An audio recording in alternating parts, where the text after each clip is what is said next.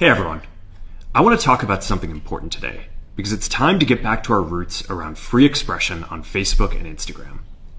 I started building social media to give people a voice. I gave a speech at Georgetown 5 years ago about the importance of protecting free expression, and I still believe this today. But a lot has happened over the last several years. There's been widespread debate about potential harms from online content. Governments and legacy media have pushed to censor more and more. A lot of this is clearly political, but there's also a lot of legitimately bad stuff out there. Drugs, terrorism, child exploitation. These are things that we take very seriously, and I want to make sure that we handle responsibly. So we built a lot of complex systems to moderate content. But the problem with complex systems is they make mistakes. Even if they accidentally censor just 1% of posts, that's millions of people. And we've reached a point where it's just too many mistakes and too much censorship. The recent elections also feel like a cultural tipping point towards once again prioritizing speech. So we're going to get back to our roots and focus on reducing mistakes, simplifying our policies, and restoring free expression on our platforms. More specifically, here's what we're going to do. First, we're going to get rid of fact checkers and replace them with community notes similar to X, starting in the US. After Trump first got elected in 2016, the legacy media wrote non-stop about how misinformation was a threat to democracy. We tried in good faith to address those concerns without becoming the arbiters of truth. But the fact checkers have just been too politically biased and have destroyed more trust than they've created, especially in the US.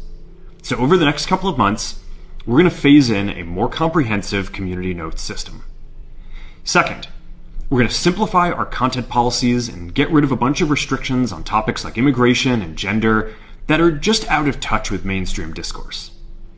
What started as a movement to be more inclusive has increasingly been used to shut down opinions and shut out people with different ideas, and it's gone too far. So I want to make sure that people can share their beliefs and experiences on our platforms.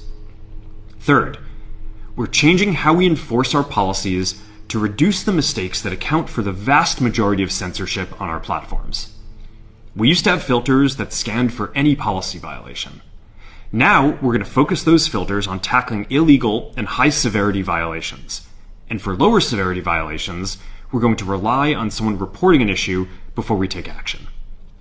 The problem is that the filters make mistakes, and they take down a lot of content that they shouldn't.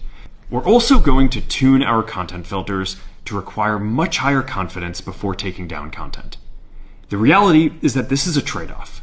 It means we're going to catch less bad stuff, but we'll also reduce the number of innocent people's posts and accounts that we accidentally take down. Fourth, we're bringing back civic content.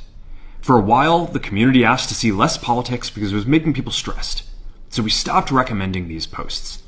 But it feels like we're in a new era now, and we're starting to get feedback that people want to see this content again.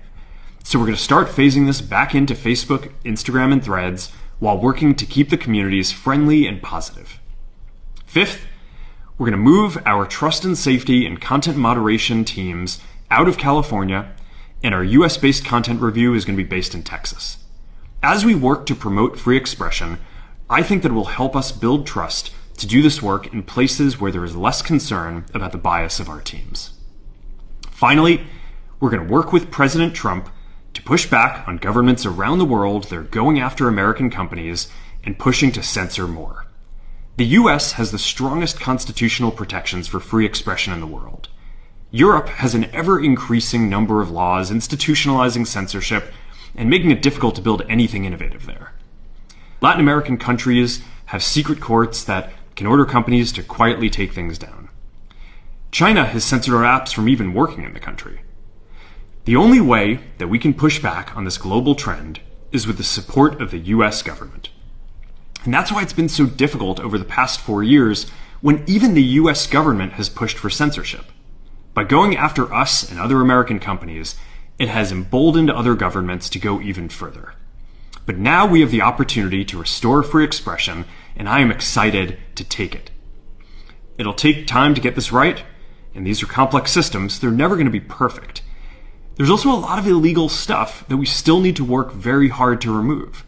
But the bottom line is that after years of having our content moderation work focus primarily on removing content, It is time to focus on reducing mistakes, simplifying our systems, and getting back to our roots about giving people voice. I'm looking forward to this next chapter. Stay good out there, and more to come soon.